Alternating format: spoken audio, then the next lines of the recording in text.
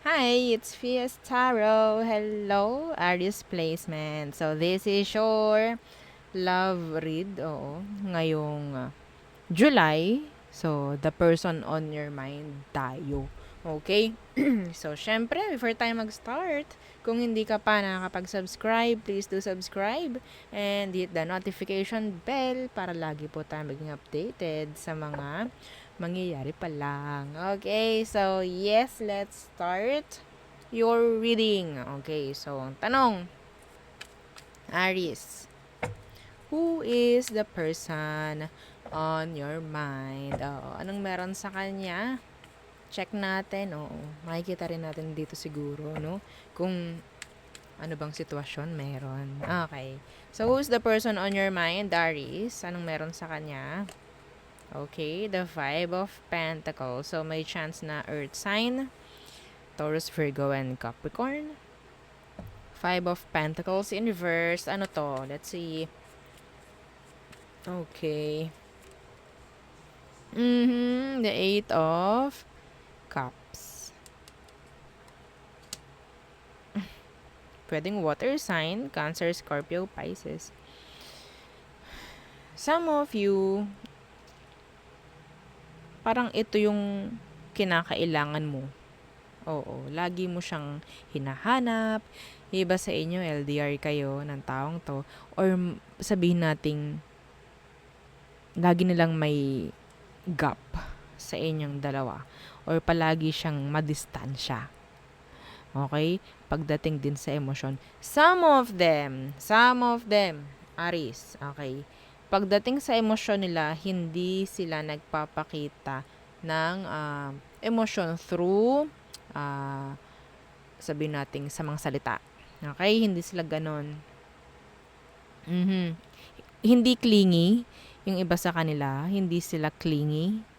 Okay? Ayaw nito ng parang magmumukha silang weak sa isang connection or situation. Mga pababae, mga palalaki, kung ano man ang gender ng taong iniisip mo. Okay? So, yeah. Tarot is, there's no gender specific pagdating sa tarot because tarot is energy.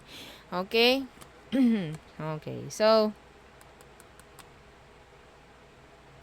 some of you, may chance na nagkaroon kayo ng away-bati ng taong ito. Babalik, kaalis. Parang ganon. Yes. Okay. So, ano bang situation ang meron sa inyong dalawa? Anong sitwasyon nyo?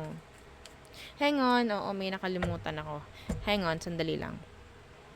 So, yan. Ayun yung nakalimutan ko.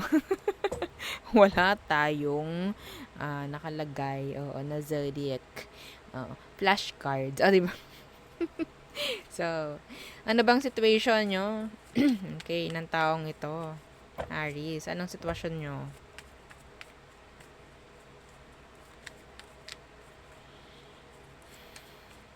Yung iba sa inyo, lagi kang kinakailangan ng taong to, no? Lagi. Lalo na kung malayo kayo sa isa't isa. May ganun po. May ganun na rin energy. Okay, anong situation nyo, Aries? The Five of Cups.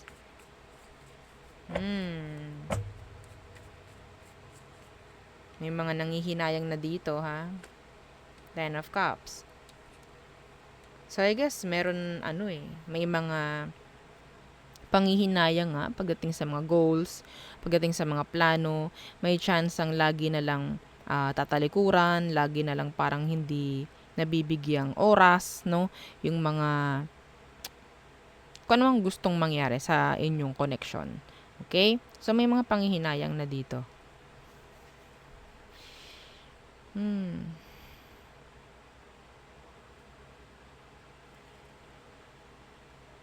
Walang pag-uusad. Oo, walang pag-usad. Parang nasa cycle.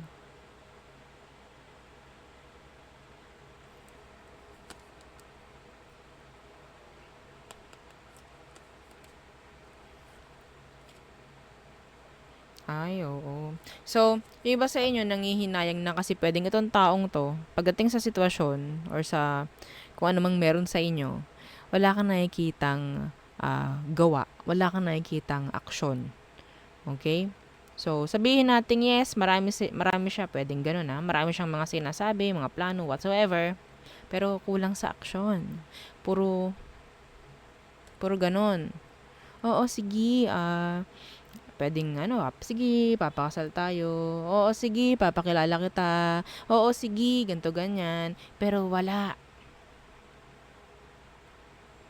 Yes. Okay, so, ano ba talaga ang emosyon niya pagdating sa'yo, Aries? Ang daming water sign dito. Okay? Cancer, Scorpio, Pisces. So, ano ba ang totoong emosyon nito? Deep, deep, deep down pagdating sa'yo, Aries. The Queen of Wands in reversed.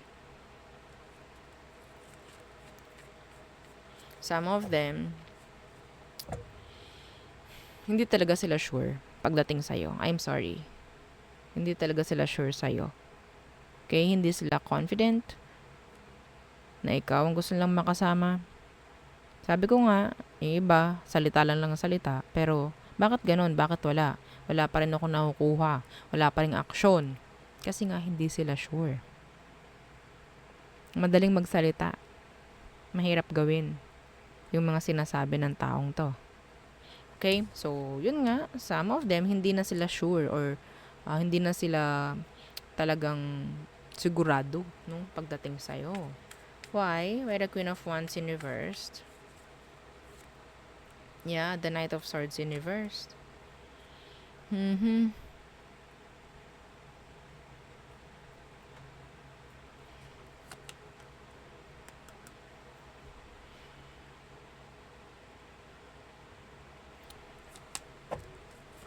The Knight of Swords in reversed.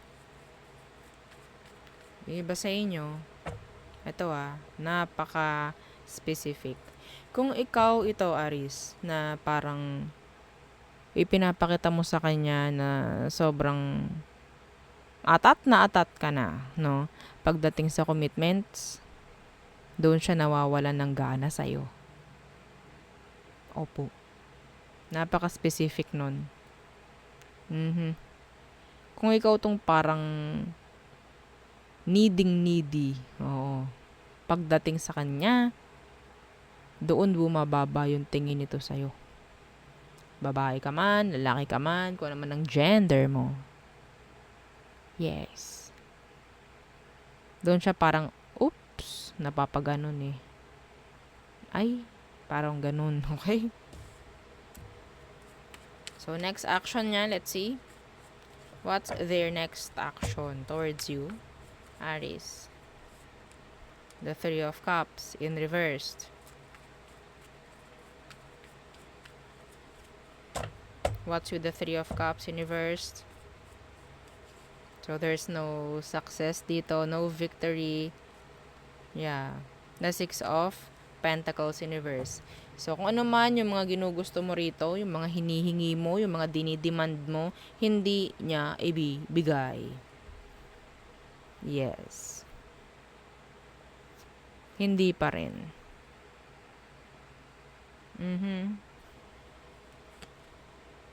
Paghihintayin ka lang nito, pag-paasahin ka lang, parang ganyan.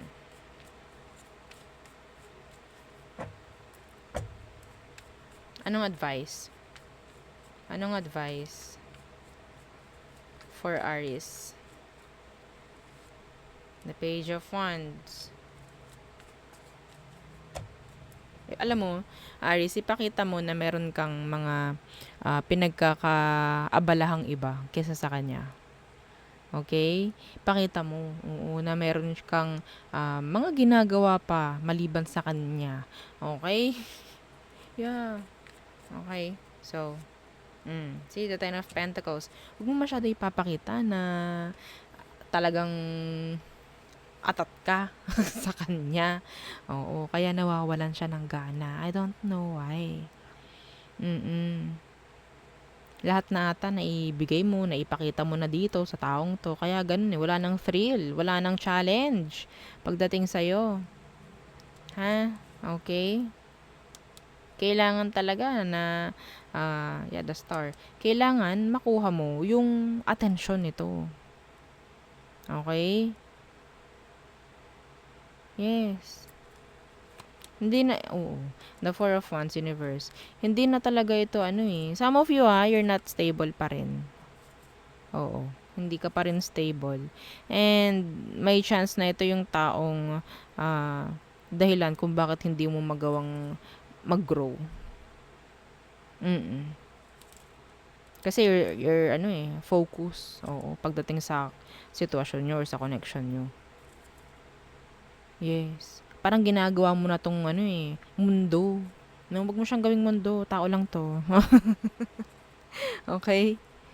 Yeah. Kaya para siyang laging madistansya sa'yo. Lagi lang siyang parang walang pakialam.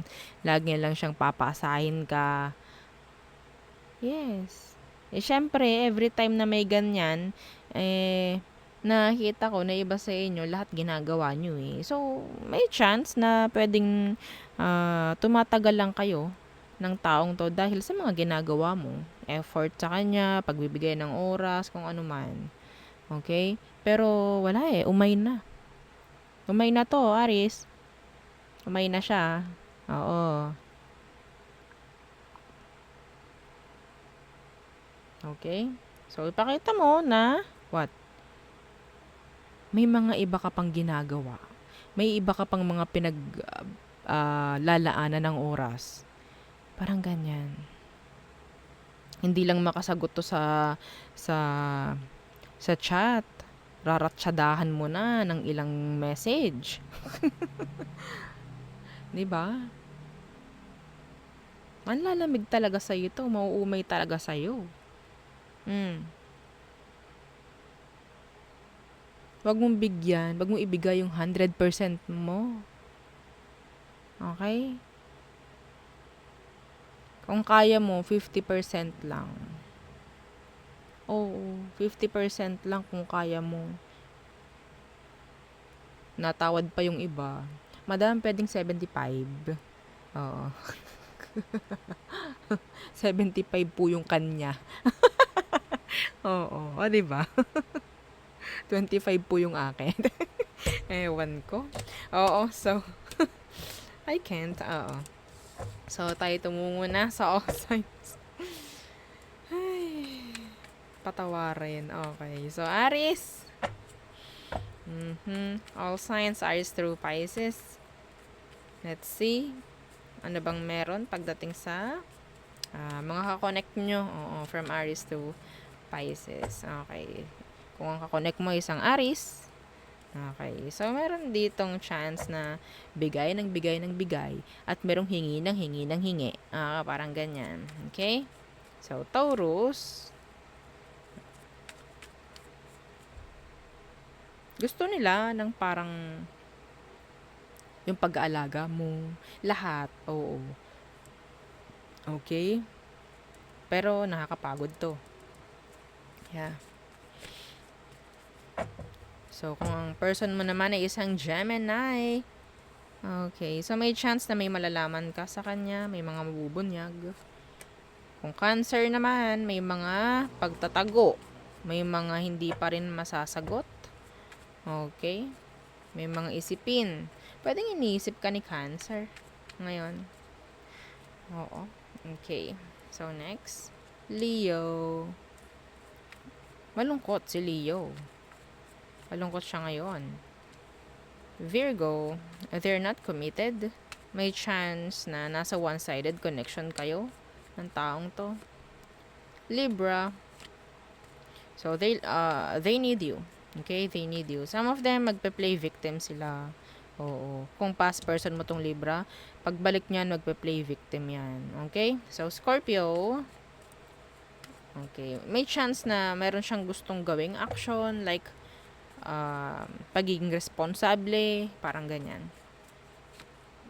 Sagittarius, they love you. Capricorn, they're walking away. May paglayo na ginagawa si Capricorn. Aquarius, okay, so they're passionate pagdating sa'yo. They just want sex for some of them. Pisces, okay, so may mga masasagot, may mga mabibigyang kasagutan, mabibigyang kalinawan ng Pisces na to. Okay, some of them may mga gagawing decision. Okay, so there, yun ang ating reading for you, Aries placements. Again, don't forget to like, share, and subscribe, and follow our FB page. Thank you.